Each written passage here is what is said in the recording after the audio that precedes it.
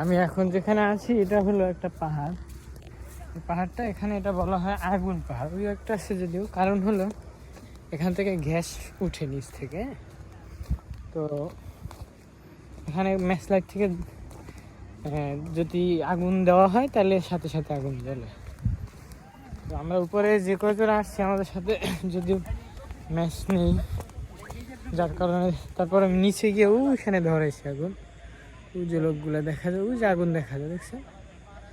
হ্যাঁ, ওই যে আগুন দেখা যায়। তো তারা ধরাইছে কিন্তু এভাবে এখানে গ্যাস উঠে, তো আগুন পাহাড় নামে পরিচিত জায়গাটা। তো আসলে অনেক সুন্দর সুন্দর জায়গা আছে সিলেটে, মাশাআল্লাহ। এই তোর ম্যাচ নাই কারো কাছে না, যে কোনো জায়গা ধরবে না। এই যে আগুন পাহাড়ের কেরামতি দেখেন।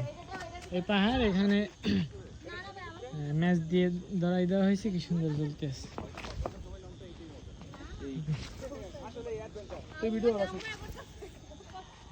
লিপবে যায়। ও বাবা রে বাবা,